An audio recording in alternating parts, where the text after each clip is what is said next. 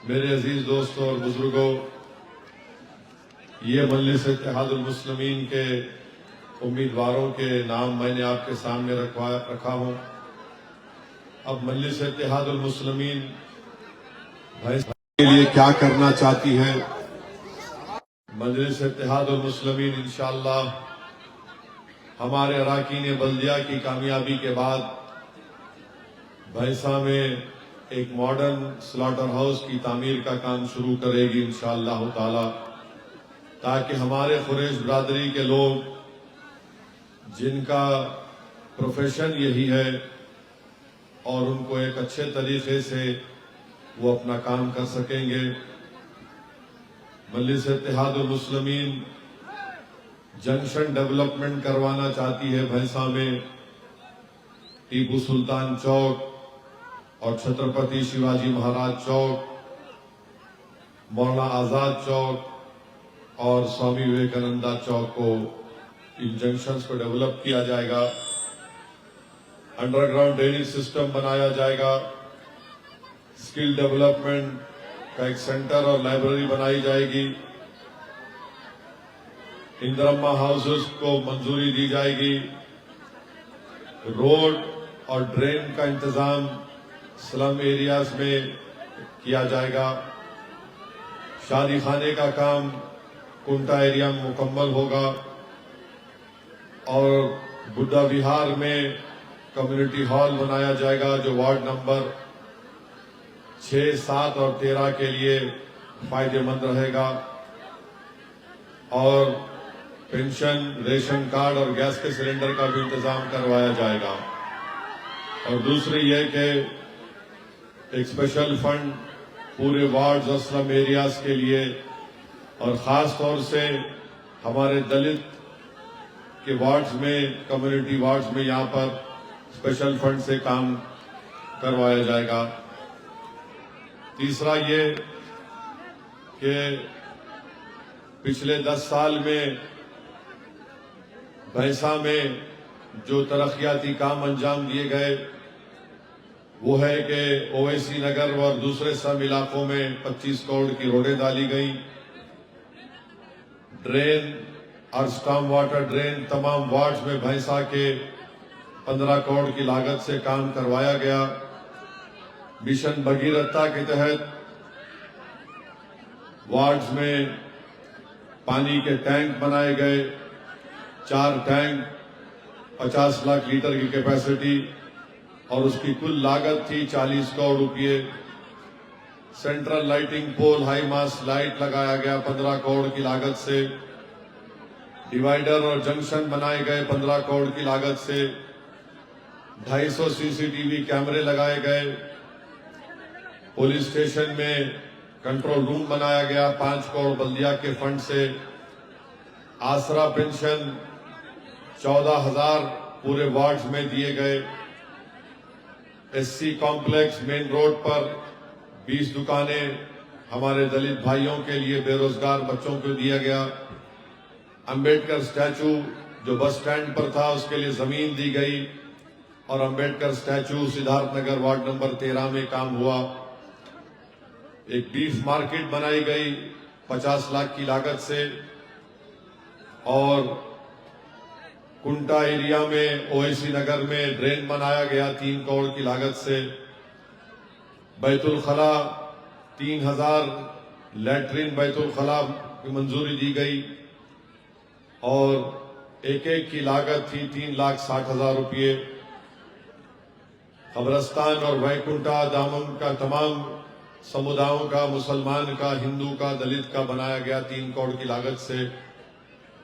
और फिर dumping yard और सीवरेज प्लांट, ये काम 10 साल में हुए हैं। तो मेरे अजीज दोस्तों और बुजुर्गों, अब आ जाइए ये मीर जाफर, मीर सादक की औलाद क्या करने वाली है भैंसा में।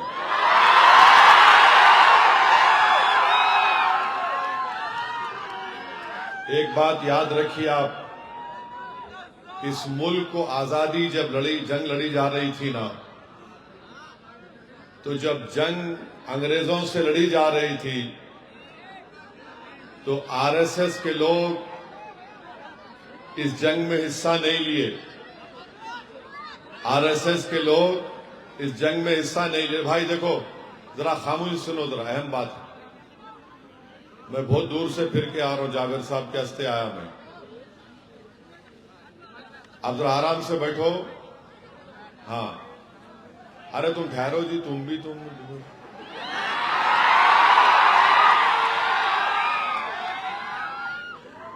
तो जब जंग आजादी लड़ी जा रही थी तो इसमें संघ परिवार का एक आदमी नहीं मरा।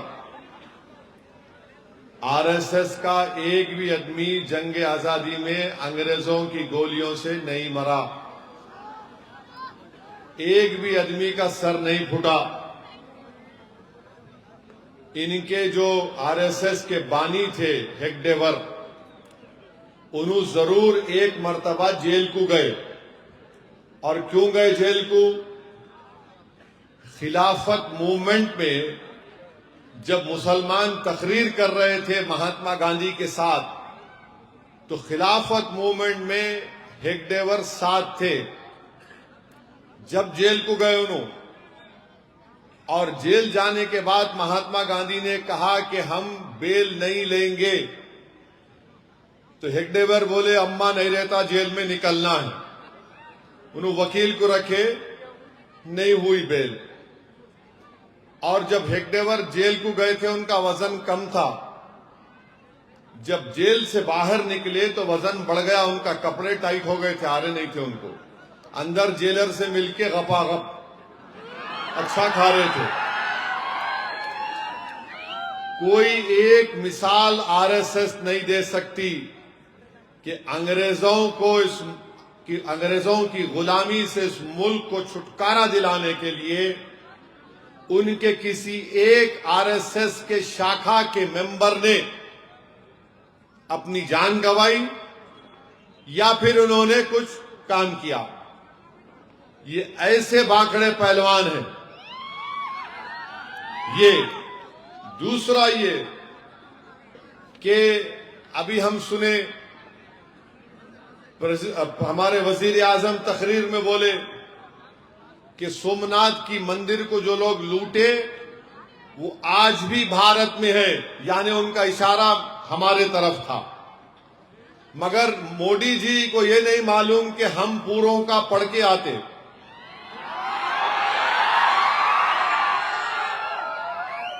तो सालार अपनी तकरीर में बोलते थे कि अगर किसी को अपनी जन्म पत्री मालूम करना है तो मंजलिस पे कंकर फेंक के देखो, हम पूरा खोल देते चिजरा तुम्हारा। 1950 के ऑर्गेनाइजर मैगजीन में गोलवालकर, जिसको मोदी अपना गुरु बोलते, उन्होंने उसमें ये लिखे, अच्छा हुआ लाया मैंने, तो बोलते नहीं लाया, ये कागज है। आरएसएस वालों, तुम्हारे को रात में नींद नहीं आती। अब जनवरी 4, 1950 का गोलवालकर का बयान ऑर्गेनाइजर मैगजीन में है कि वो लिख रहे, क्या लिख रहे? हाँ बैठो जी, बैठो। उन्होंने क्या, अरे गेम बदल देंगे जी, पूरे भैंसे में वो क्या बोल रहे कि महमूद गजनवी सौराष्ट्र के लोगों को अपने साथ लिया, और महमूद गजनवी ने जब सोमनाथ की मंदिर पे हमला किया तो उनके साथ हिंदू लोग थे और सोमनाथ की मंदिर को लूटा गया और उसमें साथ देने वाले हिंदू थे। हम मोदी जी से और आरएसएस के जो लोग आज विड्रॉ हो गए, मेरे आने से पहले विड्रॉ हो गए। उनको मालूम था मैं आने से पहले भाग जाना।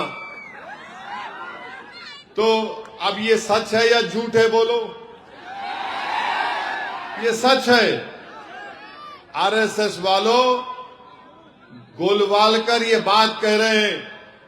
कौन थे वो लोग जो महमूद गजनवी के साथ सोमनाथ की मंदिर को लूटे? उनका नाम बोलो आप। नहीं बोल सकते। और आपको जानकर हैरत होगी कि जब पूरे भारत में क्विट इंडिया मूवमेंट हो रहा था, जितने लोग उस वक्त जो भी थे, एमएलए, एमपी, कॉर्पोरेटर, सब इस्तीफा दे रहे थे।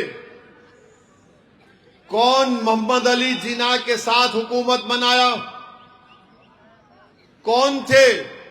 वो जिन्ना जो भारत टू नेशन थियरी की बात किया, जिसको हमने, हमारे बुजुर्गों ने मुस्तरद किया, रिजेक्ट किया। बताओ आरएसएस वालों, क्या श्यामा प्रसाद मुखर्जी और मोहम्मद अली जिन्ना के साथ तुमने हुकूमत की नहीं की अंग्रेजों से मिलकर? और श्यामा प्रसाद मुखर्जी उस कैबिनेट में मंत्री थे जिसका चीफ मिनिस्टर वो आदमी था जिसने मुस्लिम लीग के कॉन्फ्रेंस में पाकिस्तान का करारदाद या रेजोल्यूशन को मूव किया था। तो याद रखो आप, ये इनकी तारीख है। श्यामा प्रसाद मुखर्जी मुस्लिम लीग के साथ मिलकर हुकूमत कर रहे थे। पूरे भारत में लोग क्विट इंडिया बोल रहे थे अंग्रेजों को। लिनिंगडो को श्यामा प्रसाद मुखर्जी ने क्या खत लिखा वो भी मैं जानता हूं, मगर आपको इनकी तारीख बता रहा हूं। और मेरे अजीज दोस्तों और बुजुर्गों, आज जो भैंसा में अभी जाबिर साहब बोले कि वार्ड नंबर 24 में यहां पर आरएसएस के लोग, हिंदू वाहिनी के लोग एक आजाद को सपोर्ट करो बोल के बोल रहे, और यहां पर कांग्रेस भी नहीं है। यानी ये पूरे तेलंगाना में भैंसा एक वाहिद जगह है जहां पर कांग्रेस पार्टी भैंसा की ओपनली आरएसएस को बोल रही आई लव यू।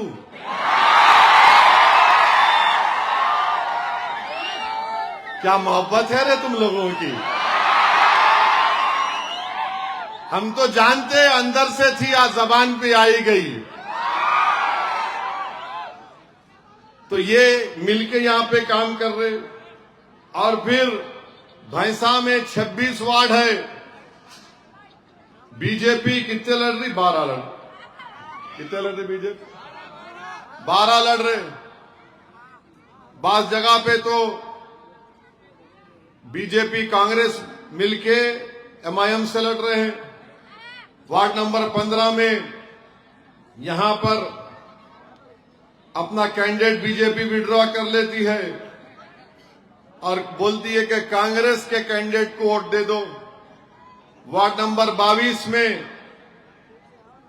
एमआईएम के कैंडिडेट को रोकने के लिए वहां पर अपना कैंडिडेट। वार्ड नंबर 26 में भी बीजेपी अपना कैंडिडेट विड्रॉ कर लिए। वार्ड नंबर 24, 25, 26 में बीजेपी अपना कैंडिडेट उठा लिए और उनको बोल रहे इंडिपेंडेंट का साथ दो। अब मैं ये इंडिपेंडेंट से पूछना चाह रहा हूं, बेटा तू कर रहा क्या आजकल? 11 को तो इलेक्शन हो जाता ना, उसके बाद क्या होगा तेरा कालिया? कहीं को कर रहा है बेटा? आजा, मैं तेरे गले से लगाने तैयार हूं, आजा तू। कुछ होने वाला नहीं है। खामखा सर फोड़ रहे तुम। और ये बीजेपी कांग्रेस वालों, याद रखो तुम्हारी लव स्टोरी को पूरे भारत में बोलूंगा मैं अब। 2026 love story of Congress and BJP in भैंसा। क्या है ये?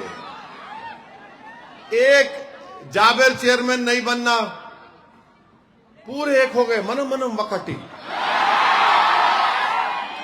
ये क्या है बाबा?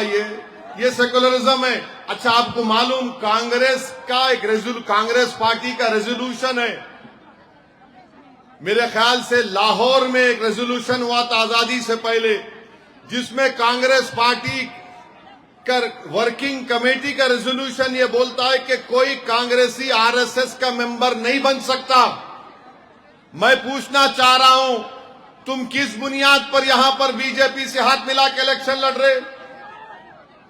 किस बुनियाद पर आप बीजेपी से हाथ मिला के इलेक्शन लड़ रहे? आप सिर्फ भैंसा में एक चेयरमैन मजलिस इत्तेहादुल मुस्लिमीन का ना बन जाए। मेरे अजीज दोस्तों और बुजुर्गों, मेरी आप सदबन गुजारिश है कि 11 तारीख के दिन आपको अपने के वोट का इस्तेमाल करना है। भैंसा में अगर कोई ऐसे भी लोग हैं जो ज्यादा खुद एतमादी का शिकार हैं, नहीं हम जीत रहे, अगर आप वोट नहीं डालेंगे अपना, तो याद रखिए आने वाली नस्लें उन वोट नहीं डालने वालों को माफ नहीं करेगी। बीजेपी का एक एजेंडा है। बीजेपी का एजेंडा क्या है? बुलडोजर लाओ, घर तोड़ो। बीजेपी का एक एजेंडा है गोश्त के नाम पर पीटो। बीजेपी का एक एजेंडा है गाय की रक्षा के नाम पर मॉब लिंचिंग करो। बीजेपी का एक एजेंडा है कि अगर जहां कहीं भी इबादत हो रही, चाहे वो ईसाइयों की हो, मुसलमानों की हो या किसी की हो, नहीं मजहब तब्दील किया जा रहा, वहां पर कुछ जाके गड़बड़ करो, नाम देखे बाबा नाम बदल दो। ये बीजेपी का एजेंडा है। अब भैंसा की आवाम को बीजेपी आरएसएस के एजेंडे में उसको रोकना है, उनको शिकस्त देना है। और उसका बेहतरीन तरीका यह है कि आप 11 तारीख के दिन अपने के वोट का सही इस्तेमाल करते हुए पतंग के निशान पर आपको अपना सिंबल लगाना है, वहां पर सील लगाना है। मशीन नहीं है, बैलेट पेपर पर आपको पतंग के निशान पर वहां पर सील लगाना है। और मैं आपको एक और बात बता के जा रहा हूं, तेलंगाना में एसआईआर होगा, और एसआईआर जब होगा, उत्तर प्रदेश में कई जगह से मीडिया से रिपोर्ट आ रही है कि मुस्लिम अक़लियत के नामों को निकालने के लिए फॉर्म 7 डाला जा रहा है। मैं उम्मीद करता हूं कि जाबिर अहमद साहब इस इलेक्शन के खत्म होने के बाद इंशाअल्लाह अल्लाह उनको चेयरमैन बनाएगा। उसके फौरन बाद वो एसआईआर पर पूरे भैंसा की गरीब आवाम की रहनुमाई करेंगे, और जितने जेन्युइन वोटर हैं उनका सही मैपिंग होगा, और जिसको दस्तावेजात की जरूरत पड़ेगी वो मैं आपसे वादा कर रहा हूं कि इंशाअल्लाह ताला भैंसा में मजलिस इत्तेहादुल मुस्लिमीन आपकी पूरी मदद करेगी। बल्दिया में जेन्युइन वोटर का नाम है, 2002 की वोटर लिस्ट में नाम है, तो फिर उनका भी नाम डालना फॉर्म में, उनकी औलाद का भी नाम डालना। जो डॉक्यूमेंट्स है उसका भी अभी आपके सामने मुझे बताया गया कि वो दिया जाएगा। मेरी आपसे एक ही अपील है कि बीजेपी, आरएसएस, कांग्रेस की साजिश का शिकार मत होइए। क्यों एक भैंसा से दुश्मनी क्यों है? क्योंकि यहां पर आपके वोट से आपका नुमाइंदा चेयरमैन बनकर आता है।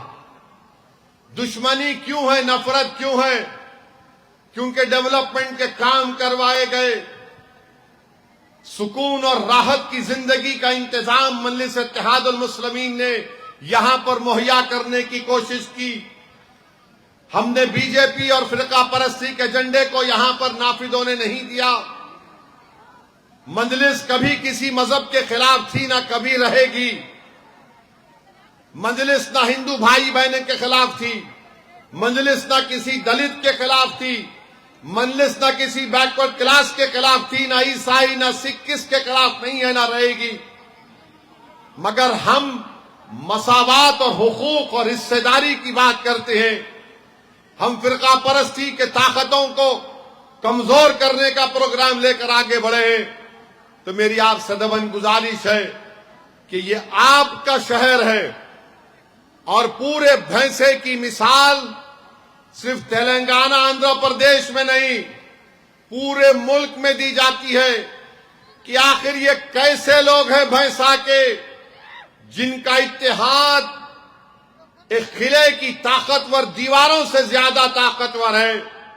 लोग मुझसे पूछते हैं, असद साहब आखिर भैंसा में ऐसा क्या है कि जो दूसरी पार्टी यहां पर कामयाब नहीं हो सकी? आखिर भैंसा की आवाम में आखिर ये है क्या कि जो कोई आता यहां पर सर पटक के मायूस होकर चला जाता? मैं उनको एक ही कहता हूं कि भैंसा की आवाम गयूर आवाम है। भैंसा की आवाम जालिम को पहचानती है। भैंसा की आवाम गद्दारों को पहचानती है। भैंसा की आवाम फिरका परस्ती की ताकतों को पहचानती है। भैंसा की आवाम हिंदू मुस्लिम इत्तेहाद के जो खिलाफ है उनको पहचानती है। भैंसा की आवाम अपने वोटों से अपनी लीडरशिप को चाहती है और वो कभी भी उस किले को कमजोर नहीं करेंगे जिसको हमारे बुजुर्गों ने अपने खून और अपने आंसुओं से, अपने दुआओं से इसको ताकतवर बनाया। ये तुम्हारा इत्तेहाद याद रखो नौजवानों, भैंसा में ये सिर्फ महीने 2 महीने में नहीं तामीर किया गया। इसमें हमारे बुजुर्गों ने अपना खून लगाया, अपनी आंसुआं लगाई, इसमें उनकी कुर्बानियां हैं। अरे कभी इस जाबिर से पूछो जो आज तुम्हारे सामने नजर आता चेयरमैन, मैं जानता हूं कई मर्तबा जाबिर को भैंसा से पुलिस भगा देती थी कि तुम इतने दिन तक भैंसा को नहीं आना। जाबिर अहमद के साथ कई लोग चले जाते थे, मगर मुश्किलों का सफर था। खाक और खून के दरियाओं से गुजरकर इस मुकाम को हासिल किया हमने। और यही मिसाल मैं देता हूं। मैं हर जगह तेलंगाना में, मुल्क के कोने कोने में जाता हूं तो मजलिस के लोगों को कहता हूं कि थोड़े दिन के लिए कुर्बानी दो, थोड़े अरसे के लिए अपने आप को सख्त बना लो। अगर तुम उस मरहले से गुजर जाओगे तो याद रखो अल्लाह तुमको और हमको इख्तिदार से नवाजेगा। मेरे भाई, ये इख्तिदार आपका है, ये इज्जत आपकी दी हुई है, ये ताकत आपकी है, ये पूरे भैंसे की पहचान तुम्हारे इत्तेहाद की निशानी है। आज दुश्मन आता है इसलिए आता है कि तुम्हारे इत्तेहाद को कमजोर किया जाए। दुश्मन आता है इसलिए कि तुम्हारी ताकत को कमजोरी में तब्दील किया जाए। दुश्मन आता है इसलिए ताकि जो लोग नहीं पसंद करते कि तुम्हारी जमात का कोई नुमाइंदा यहां पर इतनी ताकतवर मौक़िफ़ को इख्तियार कर रखे। तो मैं आपसे अदबन गुजारिश करने आया हूं, दुश्मन को शिकस्त दो, उसके इरादों में उसको नाकाम कर दो, उसके मंसूबों पर पानी फेर दो। तुम एक शीशा पिलाई हुई दीवार की तरह मुत्तहिद हो, उस इत्तेहाद को और मजबूत कर लो। और उनसे हम पुकार कर कहेंगे, दुश्मनों से हम पुकार कर कहेंगे, बीजेपी, आरएसएस, हिंदू वाहिनी से और उन मीर जाफर और मीर सादिक से, बेटा आजमा ले हमको, आजमा ले। ये इत्तेहाद की दीवार गिरने वाली नहीं है इंशाअल्लाह ताला। जाबिर अहमद मर जाएगा, असदुद्दीन ओवैसी मर जाएगा, हम कब्रों में हमारी हड्डियां गल जाएंगी, मगर खुदा की कसम ये भैंसा हमारा किला था और हमेशा रहेगा। ये हमारे इत्तेहाद का किला है, ये हमारी सियासी ताकत का किला है, ये हमारी पहचान है और इंशाअल्लाह ताला वो रहेगा। मुझे इस बात की पूरी उम्मीद है कि अल्लाह इन तमाम लोगों के मंसूबों को नाकाम कर देगा इंशाअल्लाह ताला। मेरे अजीज दोस्तों और बुजुर्गों, डरने और घबराने की जरूरत नहीं है। बिहार में भी ऐसी हुआ, बिहार में भी ऐसे हुआ। मैं प्लेन में एयरपोर्ट पर था, बागडोरा जा रहा था, तो ऐसे ही कोई दानिश्वर लोग मिल गए। ज्यादा 2 लफ्ज अंग्रेजी के क्या बोलते, इनको समझ में आता कि इनके सर से सींग निकल रहा। सुबह की फ्लाइट, मेरे को आके बोले, हाउ आर यू? मैं देख के बोला, अल्हम्दुलिल्लाह। Where are you going? मैंने कहा वेर एवर अल्लाह विल्स। फिर बोले आप गालिबन आप, मतलब वहां नहीं, अभी नहीं है वो टाइम, वो नहीं जानते, अल्लाह जानते। नहीं आप बिहार, मिला हाँ बिहार जा रहा हूं, मिला चलो लाइन आ गई। अब शुरू हो गए नु, बाद लोग छोड़ते नहीं, देखो आप कमेंट्री पे लग जाते हैं, क्या होगा बिहार में, कुछ भी नहीं होता। खामोश बैठा, मैंने जान दो भाई, अख्तियार है बोलने का, बोलने दो। एक बार बोले, दो बार बोले, तीसरी मर्तबा में मेरे को बोले नहीं गठबंधन को वोट पड़ रहा और बीजेपी और गठबंधन में ही मुकाबला है। मेरा होगा भाई आपकी सोच, मैं क्या बोलने, आप कुछ बोल रहे नहीं। मैं बोला क्या बोलूं तुम्हारे को, मैं तुम्हारे से क्या बात करूं, तुम मेरे 4 एमएलए तोड़ लिए, मगर जो रिश्ता मजलिस ने सीमांचल की आवाम से बना लिया, जिस तरह का रिश्ता भैंसा ने मजलिस से अपना लिया, मिला उसमें कुछ फर्क नहीं पड़ा। आप लाख कर लो, हम जीत रहे। बोले नहीं आप बेकार वक्त खराब कर रहे, आप इतने पढ़े लिखे हैं। मैं जब मेरा दिमाग फिर गया, बोला तेरे लिए नहीं पढ़ा मैं, मेरे मरहूम वालिद ने मुझसे कहा जाओ बैरिस्ट्री की डिग्री लाओ, इस गरीब आवाम की खिदमत करना है, मैं उसके लिए पढ़ा।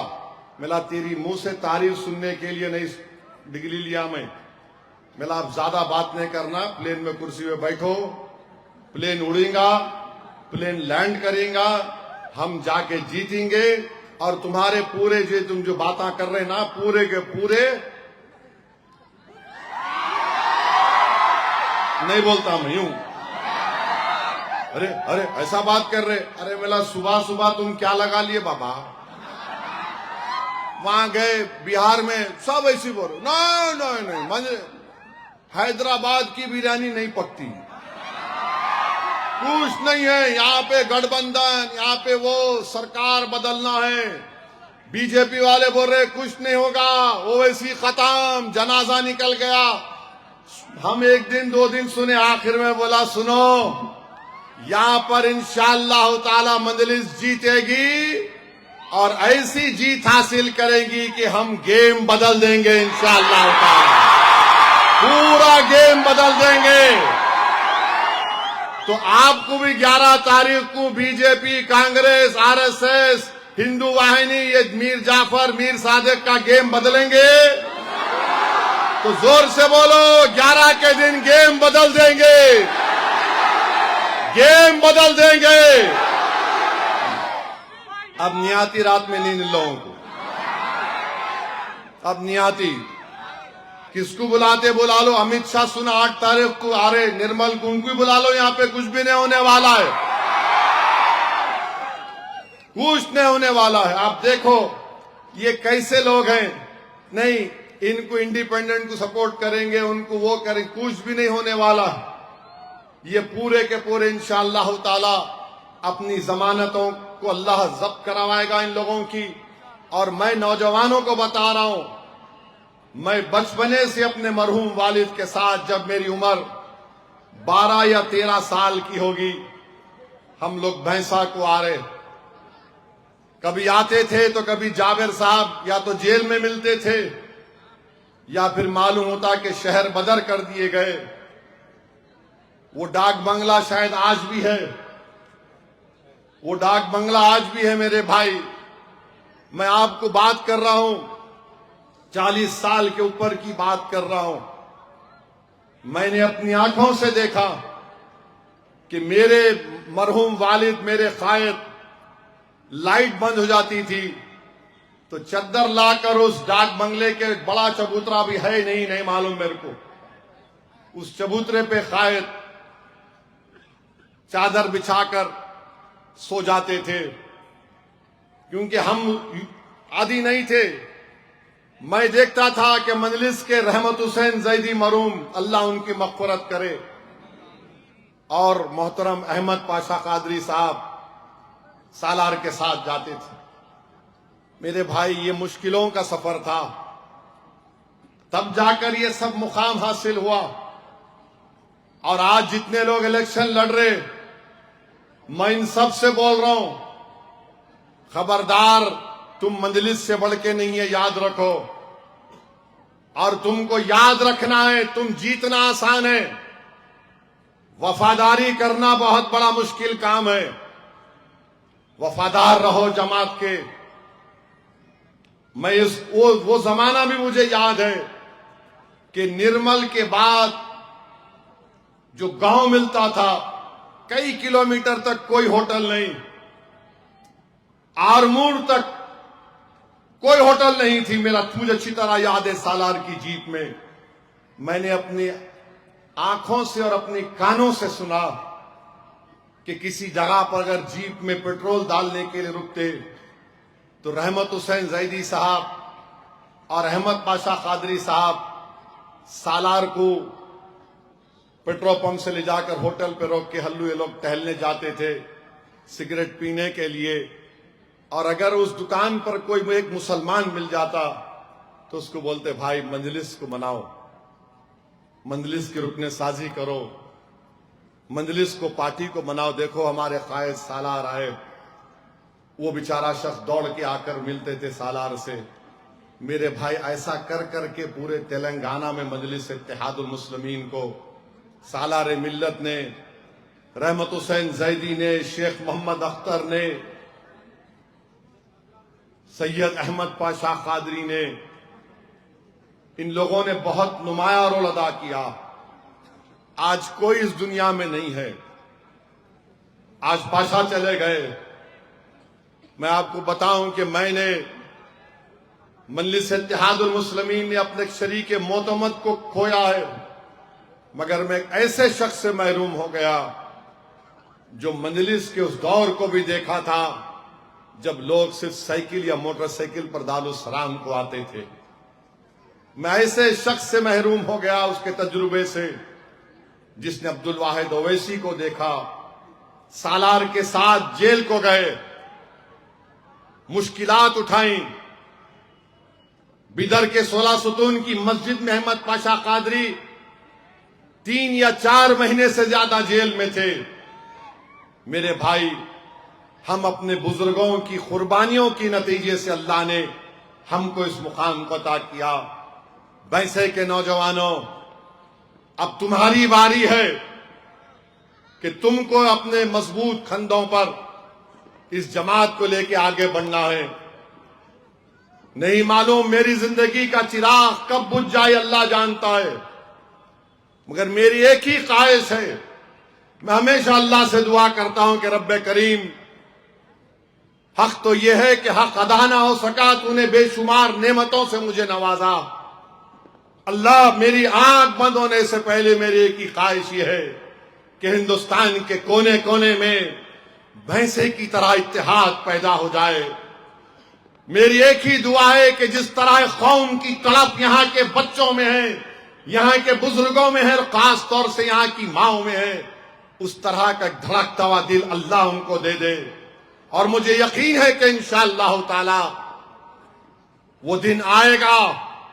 मैं रहूं या ना रहूं, मेरी इस तकरीर के अल्फाज को तुम याद रख लेना। ये नौजवान, तुम देखोगे वो दिन कि हमने कहा था और इंशाअल्लाह ताला हम उस दिन को हासिल करेंगे। दुश्मनी क्यों है? दुश्मनी इसलिए है कि मजलूमों को लीडर बना रही है मजलिस। दुश्मनी क्यों है कि नहीं देखना चाहते ऊंची कुर्सी पर। दुश्मनी क्यों है कि हम इसके सामने ठहरेंगे, ये हमारे सामने कुर्सी पर बैठेगा पैर पे पैर डालकर। यही नफरत है। ये हमको ये चाहते हैं कि हम इनके सामने हाथ बांधकर सर झुकाकर बात करें। सालार ने हमको ये मिजाज दिया, मजलिस इत्तेहादुल मुस्लिमीन ने हमको मिजाज दिया कि कुर्सी भी हमारी होगी, हम बैठेंगे कुर्सी पर, पैर पे पैर डालकर तेरी आंख में आंख डालकर बोलेंगे ये काम तेरे को करना पड़ेगा, ये गरीबों का काम है। यही चीज इनको पसंद नहीं आती। क्यों दुश्मनी है मुझसे? क्यों मेरी गाड़ी पर 6-6 गोलियां चलाई गई? मारने वालों ने कहा बहुत बोलता है इन्हें, इसकी जबान बड़ी तड़क है। अरे जबान तो तड़क ही रहेगी। इंसान को अल्लाह ने जबान दी ताकि जालिमों को जालिम बोल सके। अल्लाह ने इंसान को जबान दी ताकि मजलूम का साथ दे सके। अगर ये गुनाह है तो सुन लो जालिमों, तुम्हारी गोलियां खत्म हो जाएंगी, मैं मर जाऊंगा, मगर हजारों मेरी तरह लोग खड़े हो जाएंगे और इस कौम की खिदमत के लिए ना सिर्फ खिदमत करेंगे बल्कि उनका मुकाम दिलाएंगे। तो मेरे अजीज दोस्तों और बुजुर्गों, मेरी आपसे अपील है कि 11 तारीख के दिन अपने के कोर्ट का इस्तेमाल करिए, इनकी बातों में मत आइए। मेरी तकरीर के बाद अब शैतान ज्यादा एक्टिव हो जाता, कल सुबह से उन्हें शुरू हो जाता, अरे नहीं आया इन्हें, तो कल से शुरू बोली, नहीं नहीं ऐसा नहीं है, माहौल कुछ है भाई, उन्हें वैसा इन्हें वैसा, कुछ नहीं होता, ये सब रेशमी नाड़े हैं, याद रखो, कुछ होने वाला नहीं है। महाराष्ट्र में गए कि वीडियो एक आ गया, इम्तियाज जलील महाराष्ट्र के मुसलमानों का सबसे बड़ा लीडर बन चुका है, अल्हम्दुलिल्लाह। वो ऐसा हो गया, अरे मैं बोला बाबू कुछ नहीं होगा, सब खेल खेल लिए पूरे लोग, जैसा यहाँ खेल रहा है ना इन्हें, झम्मक झक्का है, झम्मक झक्का, वो क्या बोलते हैं उसको, वो इमली के कौन से, वो घेरा डालते देखो, हाँ यूं लेके टाप मारे ना तो पूरा चुनचों, उसको तुम चुनचे खेल रहे ना, खेलो, मालूम होता तुम्हारे को, अब वो भी नहीं आता, मालूम मेरे को, हम गेम बदल देंगे पूरा इंशाअल्लाह ताला। तो मेरे अजीज दोस्तों, महाराष्ट्र में 33 कारपोरेटर औरंगाबाद में मंजलिस के जीते, कितने, 33, शिंदे नीचे, उद्धव ठाकरे नीचे, कांग्रेस नीचे, शरद पवार नीचे, सब परेशानी आखिर है क्या रे भाई। तो औरंगाबाद की आवाम ने कह दिया, जब भैंसे में हो सकता तो हमारे शहर में क्यों नहीं हो सकता। फिर बिहार में समाजवादी पार्टी के अखिलेश यादव कांग्रेस से मिल लिए, राजद से मिल लिए, सीपीआईएमएल से मिल लिए, सीपीआई से मिले, उत्तर प्रदेश से अपने 5-6 एमपी को भिजाए और उनका एक ही काम था, सुबह शाम मंजलिस का वजीफा पढ़ो, बस मंजलिस का वजीफा पढ़ो, मंजलिस ये मंजलिस वो। हम भी क्या किए, बिहार में तो उनको जवाब मिल गया, मगर मेरा कायद सालार है और सालार के पैरों के पास बैठकर मैंने सियासत सीखी। सालार ने हमको ये बताया कि कभी भी किसी का कर्जा बाकी नहीं रखना। हम लोग गए शिवाजी मानखुर्द में, समाजवादी पार्टी का एमएलए अतीक एक नौजवान है, उस नौजवान को देखे तो मुझे जाबिर अहमद साहब की जवानी याद आई। उस बच्चे ने सिर्फ 12,000 वोट से असेंबली की सीट नहीं जीत सका। हमने कहा अतीक, बलाला साहब को जिम्मेदारी दी गई, अल्हम्दुलिल्लाह बलाला साहब और तमाम जिम्मेदारों ने बड़ी मेहनत की, अल्लाह उनको उसका दीन दुनिया में अजर दे। वहां पर 8 वार्ड है, पूरी ताकत लगा दिए समाजवादी कांग्रेस वाले, उद्धव ठाकरे के लोग भी आ गए, नहीं नहीं नहीं मंजलिस नहीं जीतना। 8 में से 6 वार्ड मंजलिस जीती, 6 वार्ड। एक दलित उबाले साहब जीते और पूरे मुंबई में 8 कारपोरेटर हमारे जीते। पूरे मुंबई में परेशानी आ गई, अरे ये क्या हो गया, कैसे हुआ, और लोग हमको फिरका परस्त बोलते।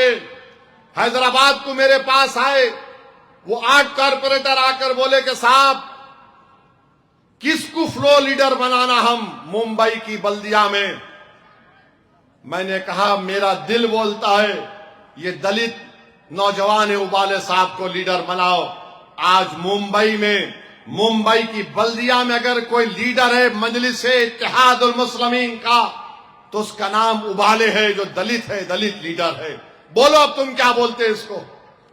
मेरे अजीज दोस्तों और बुजुर्गों, बिहार में कामयाबी मिल गई, महाराष्ट्र में अल्हम्दुलिल्लाह 125 कारपोरेटर म्युनिसिपल कारपोरेशन में कामयाब हुए, 80 म्युनिसिपैलिटी में 1.5 महीना पहले कामयाब हुए। तो करीब मजलिस के 200 कारपोरेटर हैं पूरे महाराष्ट्र में इम्तियाज जलील की क़यादत में। तो मेरे अजीज दोस्तों और बुजुर्गों, 11 तारीख के दिन अपने एक एक वोट का सही इस्तेमाल करिए। जहां पतंग का निशान दिखा वहां पर ठप्पा मारिए, अपने इत्तेहाद को बचाइए, उसको मजबूत करिए। और ये लोग जो आए हैं ये सिर्फ कोशिश कर रहे हैं, इंशाअल्लाह ताला अल्लाह इनको शिकस्त देगा। मुझे पूरा यकीन है आप पर कि आप यहां पर भारी अक्सरियत से पूरे मजलिस के अराकीन बल्दिया को कामयाब करेंगे।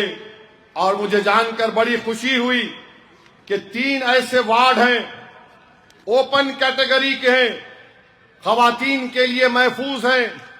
यहां पर मजलिस ने हमारी दलित बहनों को यहां से उम्मीदवार बनाया है। मैं हमारे दलित भाइयों को, बहनों को, बल्कि बैकवर्ड क्लास के हमारे हिंदू भाई बहनों को कह रहा हूं, मोदी बोलते हैं ना कि सबसे बड़ा बैकवर्ड क्लास का नेता मैं हूं। यूजीसी के रेगुलेशन बनाए गए कि किसी यूनिवर्सिटी कॉलेज में भेदभाव नहीं होगा, अकलियतों से, बैकवर्ड क्लास से, दलित से, आदिवासी से। सुप्रीम कोर्ट में कोई चैलेंज किए, स्टे कर दिए।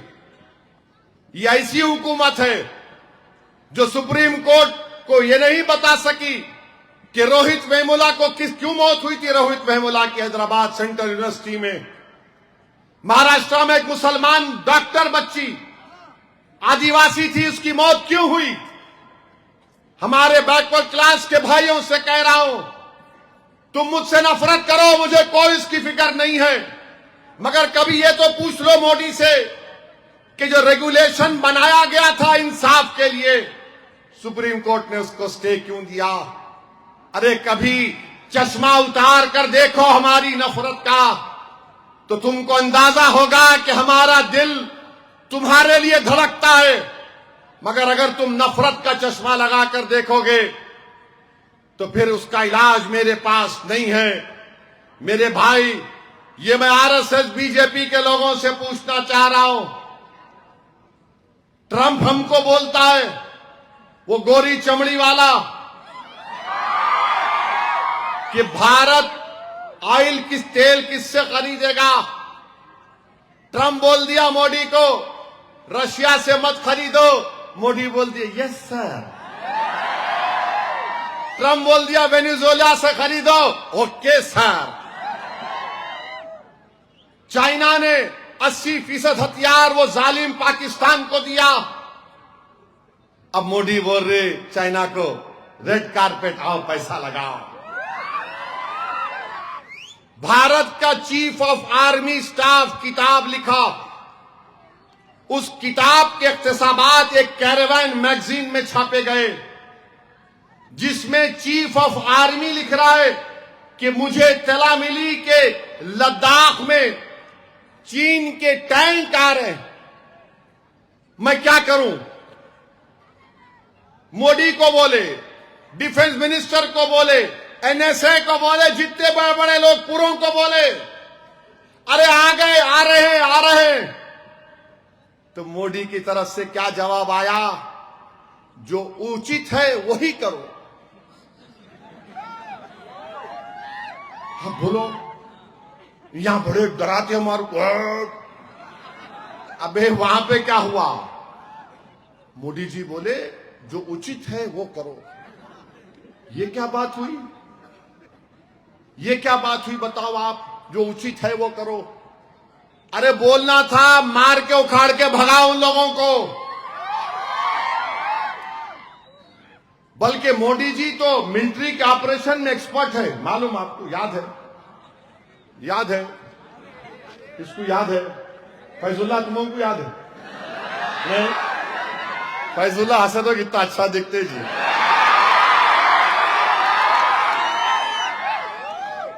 बालाकोट का ऑपरेशन हुआ तो मोदी जी का इंटरव्यू अब जाके देखो यूट्यूब पे।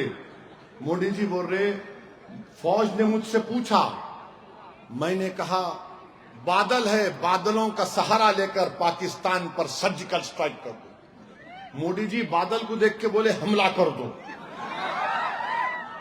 माने मोदी जी को शायद नहीं मालूम कि प्लेन का जो रेडार रहता वो दुश्मन को मालूम होता था, मगर मोदी जी बोले बादल है, मैं बादल देख रहा हूं दिल्ली से, बादल।